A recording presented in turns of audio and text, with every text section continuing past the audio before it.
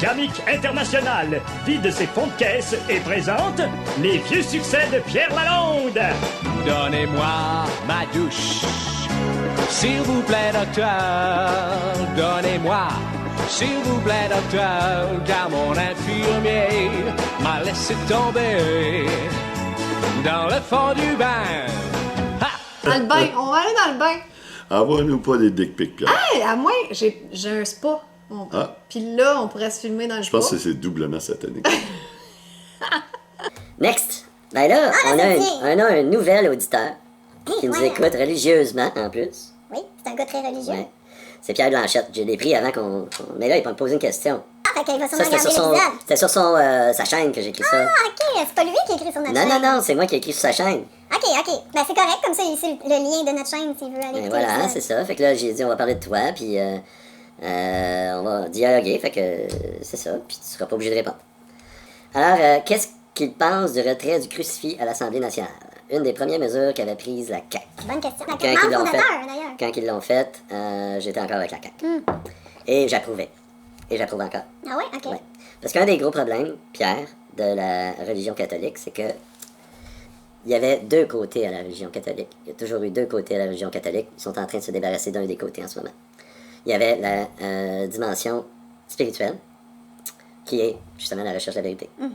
Selon, avec leurs outils à eux autres. Puis la façon La quête de Pierre, je suppose. c'est la même quête que Pierre. Pierre, il voit qu'il y a plein de faussetés partout. Donc lui, il essaie de trouver la vérité là-dedans. Ouais. OK? Il y a aussi la dimension politique. Celle-là a causé des guerres, a causé d'innombrables pleurs, des morts, des drames, Des séparations. des dogmes incroyables. Je suis sûr que Pierre, toi, t'aimes pas les dogmes. Parce qu'un dogme, là, c'est le contraire de la recherche de la vérité. C'est qu'on dit telle affaire, c'est ça la vérité. Dans un système dogmatique, Pierre, tu ne peux pas chercher la vérité, c'est impossible. Impossible. C'est impossible. Si tu dévies le moindrement d'un dogme, tu te fais sortir. Tu te fais bannir la religion catholique dans ce temps-là. Que ton règne vienne, que ta volonté soit faite sur la terre comme au ciel. Que fais-tu pour que mon règne vienne? Et après, dans ce même passage de l'Évangile, que c'est Jean chapitre 18, c'est intéressant aussi de voir que dans les textes en latin, Jésus va dire à Pilate, Nunc autem regnum meu non est hinc. Nunc autem regnum meu non est hinc. Le mot nunc, ça veut dire maintenant.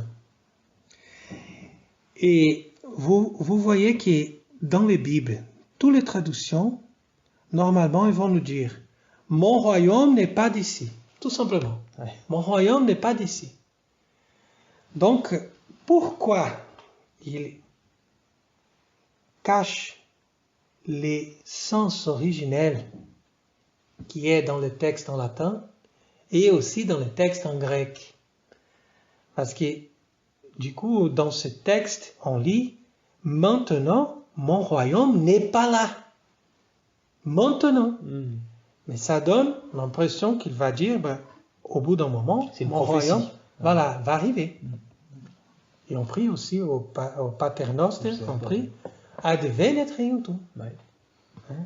Ça veut dire qu'on demande à Dieu de venir, que le royaume qui vienne. Mais c'est intéressant de remarquer pourquoi. Parce que les Juifs, on tombe toujours sur eux. Parce que les Juifs, on ne parle pas des Juifs qui ont accepté notre Seigneur, parce qu'eux sont des vrais Juifs, tandis que d'autres qui n'ont pas accepté, ils ont créé une fausse religion, qui c'est le judaïsme talmudiste. Et dans le contexte de ce judaïsme, ils ont cette vision de l'Ancien Testament qu'il faut mener un royaume sur terre. Par contre, ils font ça d'une façon radicale du côté matérialiste. Donc pour eux, leur Messie, il va mener un royaume sur terre, mais que dans un contexte matérialiste. Tandis que notre Seigneur, il a toujours cet équilibre entre les royaumes sur terre et les royaumes qui arrivent au ciel. Par contre, comme les Juifs, ils veulent absolument chasser et détruire la civilisation chrétienne, donc qu'est-ce qu'ils vont faire? Ils vont essayer de nous faire des chrétiens qui s'intéressent que pour des choses spirituelles. On pourrait dire des chrétiens spiritualistes, ou sinon gnostiques. Là, vous avez les protestants, mais après aussi les chrétiens de la nouvelle Église du Vatican II. Donc, dans cette nouvelle Église du Vatican II, c'est tout à fait correct de mettre la fête du Christ roi au bout du temps liturgique. Parce que comme ils sont des spiritualistes, peu importe ce qui arrive dans le monde, on peut faire des démarches sociales, mais on ne croit pas que l'Église a un rôle dans la société pour sacraliser la société. On a perdu ce sens. Puis on l'a vécu, ça, c'est un sens qui vient de l'Ancien Testament. Pas anti-vaccin, mais contre la vaccination obligatoire. Ils ont enlevé le crucifix de l'Assemblée nationale et ils ont instauré une autre religion. Sauf que je vois pas le rapport. Je comprends parfaitement ce que tu es en train de dire, mais je vois pas le rapport avec le fait de vouloir retirer le crucifix à l'Assemblée nationale. C'est comme parce que tu veux arrêter cette association-là du politique et du religieux. Exactement. Okay, c'est symbolique. Moi, je trouve que c'est un petit peu l'image de la culture québécoise, le crucifix. C'est une mauvaise image de la culture québécoise parce que, pour moi, ça, c'était le symbole du politique et du religieux qui étaient ensemble. Ça a né de la marque. Mais toi, tu... L'explication pour savoir pourquoi la réforme liturgique, entre guillemets, de Paul VI a mis la fête du Christ roi à la fin du temps liturgique. Et après une recherche, j'ai pu comprendre que ça a un effet très mauvais dans le sens d'imaginer que le royaume de Christ, c'est une réalité que pour la vie éternelle. Dans l'autre vie. Donc c'est pour ça qu'ils ont mis à la fin en disant, écoutez, le Christ va régner au ciel. Ouais. Après, quand on termine tout dans cette affaire de la terre, on va rentrer au ciel et là-bas, Dieu va être le roi de tous. De tous et de toutes les religions. Voilà, exactement. Puisque, Paul VI, c'est ce qu'ils ont fait. Ils ont détruit ils ont incité les pays qui avaient une constitution catholique à abroger cette constitution catholique et à faire en sorte que tous ces pays, la religion catholique soit plus une religion d'État. C'est la fausse église conciliaire qui a poussé dans ce sens-là. Tout à fait. Ils ont travaillé pour la République. Voilà. Ils ont travaillé pour l'État laïque. Pour l'État laïque. C'est la laïcité. En Espagne, dans certains pays d'Amérique du Sud, et puis en Suisse aussi. Enfin, tous les pays qui étaient encore catholiques, qui avaient tenu bon. C'est l'église, la fausse église, occupée par les imposteurs, qui les a poussés à dire non, mais ça c'est plus d'actualité, il faut arrêter ça n'a plus aucun sens aujourd'hui. Oui. Ce qui est extraordinaire, c'est que c'est exactement le contraire de ce qu'a fait Saint-Rémy avec Clovis. Voilà. C'est incroyable. C'est une démarche au contraire. Voilà, lui. Ton explication, je trouve qu'elle est très sage, mais je doute que ça soit la motivation de la CAQ. C'était ça? C'était parce que là, ils voulaient imposer la loi 21. La laïcité. La laïcité. Puis il aurait eu l'air d'une gang de sans dessin s'il aurait laissé... Donc c'était pas pour pas perdre la C'est pas face. pour perdre. C'est pas pour... Peut-être pas pour les raisons que je te dis. Moi, j'approuve pour les raisons que je viens de te dire, Pierre. C'est ça. Vers cette générosité. Exactement. Et ça nous amène aussi au cœur de notre discussion, parce que du coup, la fête du Christ roi, c'est un effort du pape Pie XI pour ramener les chrétiens aux valeurs de la société chrétienne, c'est-à-dire une société sacrée. Ouais. C'est ça qui change. Aujourd'hui, nous avons une société laïcisée. Et pourquoi ils ont changé la date de la fête? Bon, en fait, la fête de la Toussaint, elle est le point culminant, on peut dire, de la liturgie romaine. Donc, quand on célèbre la Toussaint, on entre dans les réalités de l'avenir. Donc, après la Toussaint, on va passer tous les mois de novembre à penser au purgatoire, à penser à l'enfer, à penser au ciel, sont les réalités futures.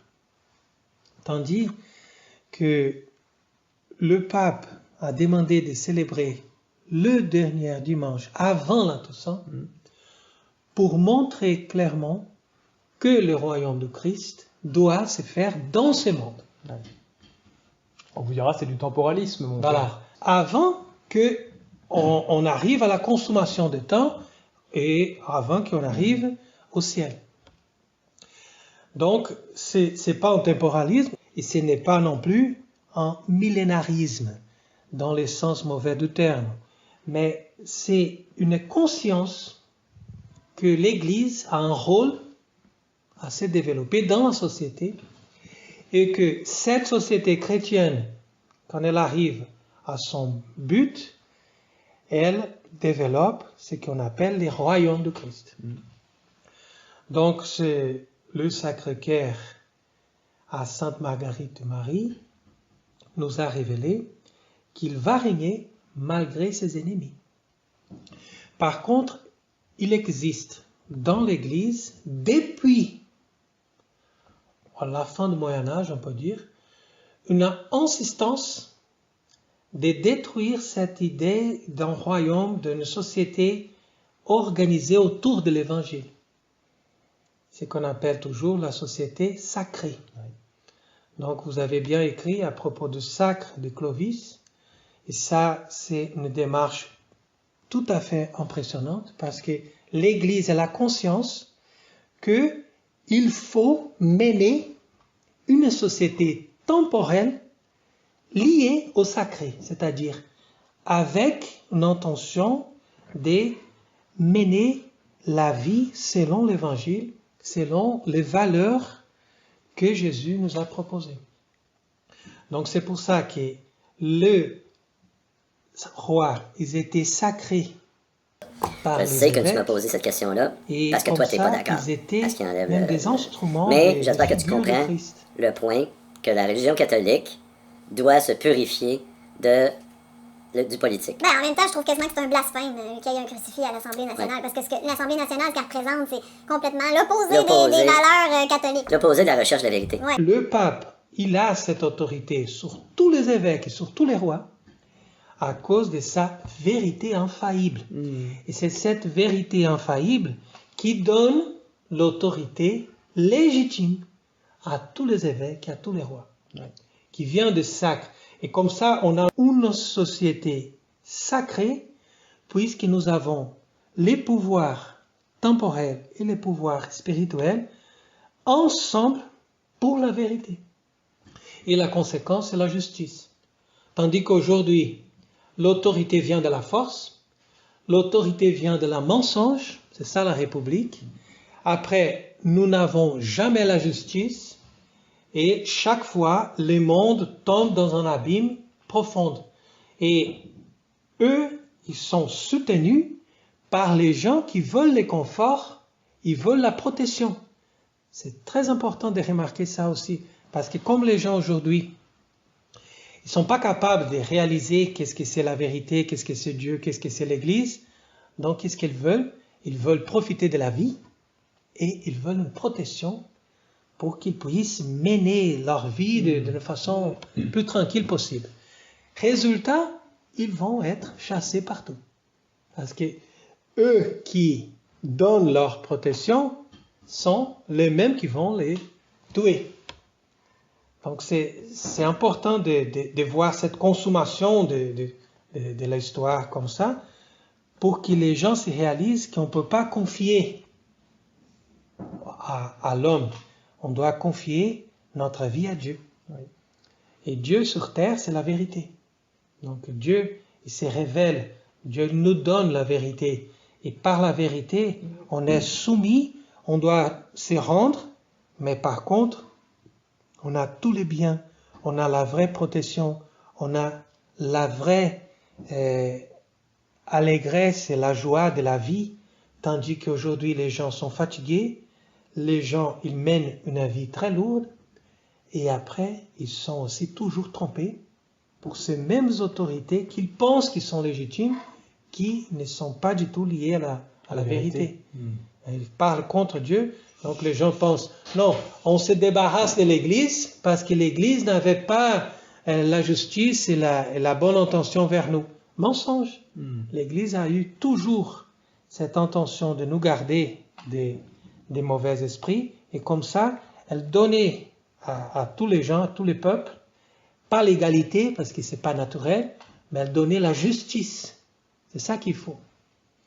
Donc, au lieu d'avoir égalité, liberté et fraternité, sont les 3 mots de la Révolution, la franc-maçonnerie, on va voir justice au lieu d'égalité, parce que c'est ça que Dieu nous donne vraiment. Au lieu d'avoir liberté, on a la vérité, qui nous donne la liberté, c'est que c'est correct. Et au lieu d'avoir la fraternité, qui c'est aussi un mensonge, on va voir communion autour d'une vraie autorité. Vous voyez? Communion, parce que si nous avons une vraie autorité, nous sommes ensemble, et là, ça marche, notre communion, parce qu'elle a un but. On va marcher ensemble. On sait où on va, parce qu'il y a quelqu'un qui nous guide. Donc cette fraternité aujourd'hui, elle est fausse. Pourquoi? Parce qu'il n'y a personne qui nous guide. Donc on s'embrasse, et le lendemain, on se tue. C'est ça. Right? Eux autres, c'est de la bullshit full time. Ben oui, c'est ça. Il n'y a pas aucune... dans le message, exemple, moi, parce que j'aime le message de Jésus, il n'y a rien en politique qui incarne ça. Au contraire. Fait que ça n'a aucun rapport. Pour moi, c'est quasiment un blasphème, effectivement. Ouais. Mais bonne réponse, j'aime bien. Pourquoi que... J'ai pas rien à t'ostiner là-dessus. Peut-être que Pierre... Pierre, il va m'en avoir, peut-être. Tu penses? Non. Il me semble que je trouve que c'est légitime. Pierre, je pense qu'il a une bonne tête. Ben oui, il est un gars très intelligent. Oui, c'est un gars intelligent. Mais il est peut-être un peu pris dans le dogme de la religion. Il est pris dans les anciens dogmes. Ouais. Parce que moi, j'ai pas... on dirait qu'il veut... Bon, de toute façon, j'imagine qu'on va en reparler, mais j'ai aucune mauvaise intention, là. Je dis pas que je suis parfaite, des fois, je peux faire fausse route, mais je suis pas en train de vouloir faire la promotion de Satan ou... tu sais, à un moment donné, je peux même pas croire que lui-même le pense. J'ai l'impression qu'il doit faire ça juste pour le show, parce que, tu sais, c'est un gars intelligent. On va en parler. On parle pas de Pierre tout de suite. OK.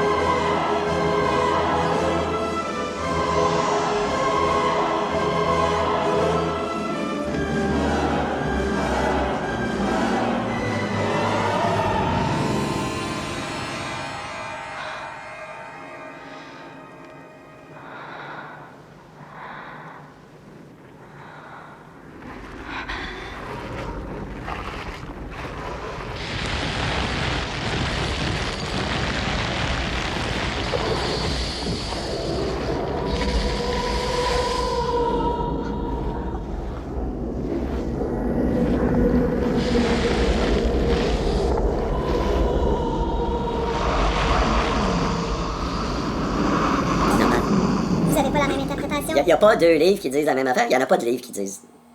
C'est nous autres qu'il faut qu'ils arrivent à nos propres conclusions. Puis ce que j'ai vu, ça fait 10 ans que je suis dans la franc-maçonnerie, on arrive pas mal toutes à la même conclusion. Avec quelques petits détails qui changent. Oui. Puis plus de détails, moins de détails sur un symbole. Mais il y a des tonnes de symboles, fait que c'est long à apprendre. Ben c'est pour ça que je m'en allais dire, mais pourquoi alors qu'on va croire qu'est-ce que tu vas nous dire quand tu vas faire une analyse d'un symbole? Parce qu'on se recoupe une analyse que c'est la tienne. On se recoupe assez toutes. Right? Comme... on va en parler. Tant qu'elle est dans ça, on va en parler. Seigneur. OK, alors on lui reprochait de trop parler d'ailleurs. Vous en pensez quoi? On reproche la même chose à Socrate. Parce que Socrate a expliqué, en long et large, quel était le secret de la tradition des mystères, des écoles de mystères. Si tu lis Platon, là, au complet, là, tu vas comprendre ce que c'est que la tradition des mystères. C'est Platon, c'est assez inoffensif, là. Ben, il était pas inoffensif à son époque, il était pas très aimé, je crois. Non. On voit avec l'exemple du Christ que le plus souvent, les vertueux sont accablés par le vulgaire et que les tyrans les méprisent. C'est très récurrent comme comportement. Et même si un homme politique parvient à s'édifier, parvient à prendre les commandes d'une initiative politique et qu'en plus il emporte le succès de cette initiative, si elle est vertueuse, elle fera l'objet de mépris. Et c'est le cas par exemple de grands hommes politiques qui ont réussi les projets politiques que leur homme leur avait confiés et quand ils sont rentrés, ils ont été complètement trahis par Rome. Parce que la corruption avait gagné. Et ça, c'est un trait politique récurrent, c'est un risque lorsqu'on est vertueux et qu'on veut s'appliquer à faire le bien, d'être trahi par le régime lui-même. Aristote nous dit que la grande âme Pour qui les honneurs sont peu de choses, s'inquiète encore moins de tout le reste, et voilà comment les magnanimes paraissent bien souvent dédaigneux et altiers. Si bien qu'une personne qui sait édifier, qui s'exprime correctement, qui arrive à traiter les sujets graves, bien souvent le vulgaire le regarde avec un air méprisant, distant, comme si l'édification dont il faisait preuve n'était pas du tout un gage de légitimité dans son propos. Or c'est exactement l'inverse. Une personne édifiée, qui a fait sa rhétorique, qui sait s'exprimer correctement, qui n'hésite pas, qui ne cherche pas ses mots, celle-là mérite d'être entendue pour Aristote. Aujourd'hui, tu lis Platon, c'est bien vu. Ouais. Mais c'est parce que la plupart des gens comprennent pas ce qu'il a dit. Donc c'est pour ça que... Ouais, tu allez lire Platon, vous allez pas comprendre. C'est pour ça que c'est pas un livre, comme on dit, là, tu sais, les livres qui sont qui sont bannis. Là, non, le livre il est ouvert, même tu peux le regarder sur Internet. Platon, il est disponible sur open source. Il n'y a plus de droit d'auteur sur Platon, ça fait 2500 ans. Non, ben, fait qu'on peut le copier si on veut. Tu peux copier, ce que tu veux avec lui. Fait que, non, mais Platon aussi dit la vérité. Ainsi, se manifestent chez l'orateur les plus hautes valeurs morales. Or, les plus hautes valeurs morales sont les mêmes pour les particuliers et les collectivités. Donc il faut s'édifier l'âme de façon individuelle pour envisager d'être légitime à traiter les questions qui concernent la collectivité. C'est bien qu'il y a un ordre dans les disciplines à apprendre. Au début, on apprend l'éthique. L'éthique qui permet de prendre la mesure de nos actes individuels. Ceci s'insère dans un système plus large, qui mélange plusieurs disciplines. Et on aura donc besoin de la logique. La logique qui a son propre mode de fonctionnement. Comme dit Cicéron, elle ne rend pas les dialogues plus agréables, mais elle les rend crédibles. Ce qui est déjà une qualité que l'on recherche. Ensuite, puisque ces valeurs morales sont les mêmes pour les particuliers et les collectivités, il ne faudra pas distinguer la morale particulière de la morale politique. Et souvent, quand je lis des commentaires du prince de Machiavel, il s'imagine que Machiavel parle d'une vertu politique qui serait distincte de la vertu individuelle. C'est faux. Machiavel traite bien d'une vertu qui se partage aussi bien dans l'intimité qu'en public, mais il va falloir choisir la vertu pour agir. Et ça, c'est un premier courage. Que sous sa bannière, la commune patrie ressaisisse son ancienne splendeur, virtu contra furore. Ça, c'est Machiavel. À quelle page que je le contredis? Et ça veut pas dire que tous les gens qui sont dans les francs-maçons sont d'accord sur tout non plus. Ça veut pas dire, quand t'as écrit 125 livres, là, ben le premier que t'as écrit, là, il était pas mal moins recherché que le dernier. C'est ça, probablement que lui, il renie ses propres livres ou ses derniers livres. Il se contredit probablement lui-même. Ouais, là, effectivement. Parce qu'on évolue tout le temps, de jour en jour, d'année en année. Puis des trucs que j'ai écrits il y a 2 ans, mais je suis pas d'accord aujourd'hui, là. C'est la même affaire. Fait que c'est un prolifique, lui, puis il y a tellement dit de choses que c'est sûr que tu vas prendre un paragraphe de ce qu'il dit, puis là, tu prends une chose de ce que je dis, puis ton interprétation te dit que je le contredis, mais en fait, quand on va le regarder plus en détail, on dit la même chose, peut-être, tu sais. C'est intéressant parce que... Donc vous voyez, j'ai pris évidemment un grand écart entre la période Renaissance et la période antique, pour que vous puissiez voir que c'est la même pensée, avec la même intention de mettre au pouvoir un homme vertueux. C'est important. Et cela même en temps de crise. Comme dit Tacite, il arrive un moment où bons et méchants, pour des motifs différents mais d'une ardeur égale, désirent tous la guerre. Et pourtant, il va falloir gérer cette crise. Alors c'est arrivé évidemment il y a quelques siècles, mais ce qu'il décrit là, si vous y réfléchissez, c'est une configuration récurrente en politique.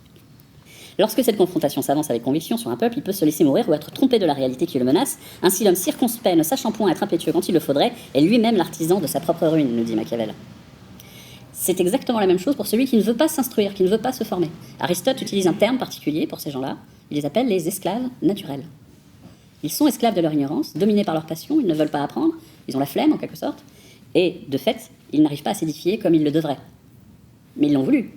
Ils sont volontairement esclaves de leurs conditions. Certains même entretiennent cette situation. Certains, on aura beau leur dire 10 fois qu'il faut lire l'Éthique à Nicomaque, à la 10e fois, ils ne l'auront toujours pas ouvert. Lorsqu'on en arrive à ce point, on sait que ça va mal se passer. À ce moment-là, stupide dissimulation qui défère le remède sans ajourner le mal, s'il eût avoué et pris conseil, il lui restait de l'espoir et des ressources, en feignant que tout allait bien, il aggravait le péril par le mensonge, il disait Tacite. Et là, on voit que... Plus loin de 3 heures aujourd'hui. Parfait. Déjà, tu sais, regarder un live de 3 heures. Ouais, mais c'est parce que tu peux pas couper ça, puis pas dire l'essentiel. Tu sais, c'est possible. On va jusqu'au bout de nos idées. Ouais, mais tu peux le mettre en 2 parties, non? Mais peut-être pas. J'ai pensé qu'on pourrait peut-être le couper en 5 parties, puis faire une émission par semaine. Que lorsque celui ou ceux qui dirigent ne veulent pas regarder la vérité en face, qu'ils se déconnectent de la réalité, c'est mécaniquement qu'ils rentrent pour se justifier dans une logique idéaliste. D'accord ? C'est-à-dire que les idéalistes étant déconnectés de la réalité, ils n'ont plus la rectitude méthodique, ils n'ont plus l'observation factuelle et l'expérience confirmative comme argument, donc ils vont nourrir comme argument des concepts abstraits qui n'existent pas. Alors on va en aborder quelques-uns, ne vous inquiétez pas, ce sera l'occasion de vous donner quelques petits exemples. C'est récurrent, c'est-à-dire qu'on les utilise encore aujourd'hui, hein. Mais c'est des choses qui n'existent pas en fait. Alors face à toutes ces tensions rhétoriques finalement, il convient de s'édifier soi-même pour ne pas se tromper lorsqu'on énonce des propositions sur ces sujets, mais aussi pour ne pas être trompé par ceux qui sont idéalistes, déconnectés de la réalité, mais très sûrs d'eux, très convaincus que leur idée est la bonne. Déjà, si vous entendez quelqu'un de droite comme de gauche qui vous dit « je vais vous parler de mes idées politiques », vous avez un indicateur sûr et puissant qu'il n'est pas formé à la politique. Et je dirais même que c'est un critère, pour certains régimes, que de sélectionner parmi les gens qui vont s'exprimer uniquement des personnes qui ont la tournure d'esprit idéaliste, une sorte de déviance commune, et si tout le monde a cette déviance-là et d'autres, vous allez pouvoir reconnaître la folie des poètes. Ce n'est plus de la politique, c'est de la folie des poètes. Et Ménandre, dans les monostiques, nous rappelle que la plupart de nos malheurs viennent de ce que nous n'avons pas réfléchi. Et de la même façon, lorsqu'on écoute quelqu'un, si on ne réfléchit pas à est-ce que ce qu'il me dit est vraisemblable ou pas, est-ce que cela mérite d'être entendu finalement, eh bien, sans cet effort, nous perdons notre vigilance et nous devenons à notre tour esclaves naturels. On va jusqu'au bout de nos idées. Ouais, mais tu peux le mettre en 2 parties, non? Mais peut-être pas. J'ai pas assez. De Pierre Lalonde, un autre produit Gamic International. Extraordinaire!